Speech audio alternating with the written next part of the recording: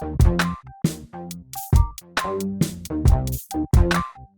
here with the Digital Digest, and today I wanted to share a quick unboxing and first look at the DJI Mini 3 Pro. Now this retails with the remote control that you see here for a little over $900 US. It's been on the market for several months, but it's brand new to me, and that's because if you follow my channel, you know I have gone through a bit of an absence, but I'm back in action as best as I possibly can because after all, the show must go on. And this is something I had my eye on, especially because it's light, 249 grams. You do not need a license to operate it, which I think is critical. In fact, I haven't bought a drone in years for that reason. And also just because no matter how good a pilot you are, probability is a bitch. And inherently, eventually, well, this can get pretty stressful, but hopefully with something this small and this advanced, because DJI, I think, really kind of outdid themselves with it, we have a product here that's going to make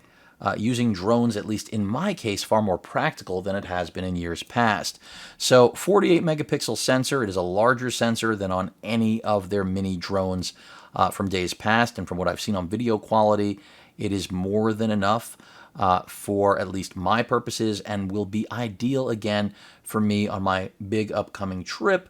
And the fact that no license is necessary and just the fact that it will actually be able to go anywhere with me without too much of a headache really is, in my opinion, the biggest selling point, combined with the fact that it has all of the tech we've come to expect from DJI. Now, I did purchase this from Best Buy. There will be a link in the description. As always, something I've been forgetting to mention. It just shows how out of practice I am.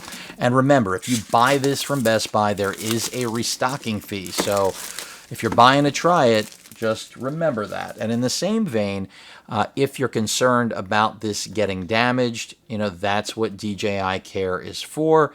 Will I end up buying DJI Care? Probably not. But you never know, right? I mean, I haven't flown my old drone, which is still excellent enough to justify it, but oh my God, I'm in love with a plastic bag. No, I'm kidding. But I am, because 249 grams is just incredibly small. I mean, the actual controller is the big part of this operation. And yes, you could go with the Pro version of this, which has a better display, better range. But I think for the majority of users, this is probably a perfect package, which is why it's here on the channel, and I spent my money on it. Again, no relationship with DJI, not because I don't want to have one, simply don't have one. Will that change in years to come? I mean, as long as I'm still doing this, I anticipate it will. Just a matter of that sleeping giant waking up. So, we've got some extra propellers. Oh, they're not extra. That's what the Fly More kit is. We've got the propeller. Well, no, they are extra propellers. I stand to be corrected always. Our instruction manual, which I'm disposing of, our charging, charging cable. What else do we have here? Our little tool. Yes, a little tool. But let's get these things out of the package.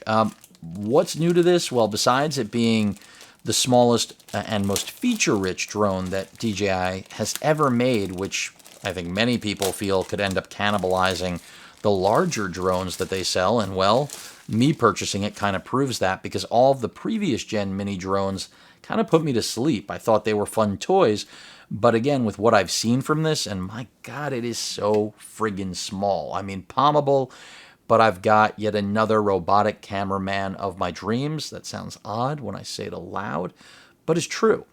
This can also film not just in a traditional orientation, but it can also go vertical. So for those of you who want to use it, I don't want to break this thing, but who want to use it in that capacity, you can, which I think is pretty cool. And as I pop this off and all of its protective gear, you can clearly see that little Osmo in tow. That's what I'm going to call it. And yes, it does turn, as you can see. So very cool and very practical if that's what you're after. But what I'm interested is the obstacle avoidance. You can see all of that going on here, and that's just not something that had to be part of a drone like this. It is expensive. Flight time is also pretty solid. I mean, you're looking at, I'm going to say 30 minutes, even though I think they rated it at over 30 minutes. But access to your micro SD card, charging port, your LED to indicate the actual capacity of said charge. I mean, it's just a really cool little drone. So I'm excited to get this out there and see how it works. Unlike its big, much older brother that I have, which I really haven't used, again, because probability is more concerning than welcoming, or, you get the picture. So let's take a look at that remote. And I don't have much time to get used to flying this, but the good news is I don't anticipate too many problems. And that's because the technology that DJI incorporates here, I'm not saying it's bulletproof, you definitely can crash this, but it's come a really long way. And that means that unlike my much older drone with a 1-inch sensor, that's fantastic. You can see the little metal screws for the joysticks right there, pocketed, pretty cool. Heat sink, for ventilation rather, I should say. To have a controller like this and not have to rely on a phone anymore is a big deal. Yes, there will be a little bit of a learning curve for those of you who've never flown a drone before, dedicated still, dedicated video record, but I just see this as being, in my opinion, the first thing that warranted my attention yet again. Host micro SD card slots right there. And of course, a charging port, because this requires a charge also. We've got pretty much everything you could possibly need. So pretty excited to get this out there. Again, I don't have a lot of time, but with all the obstacle avoidance, again, not crash proof, but certainly we're moving in a direction where I feel like much easier for a novice to fly than more advanced drones.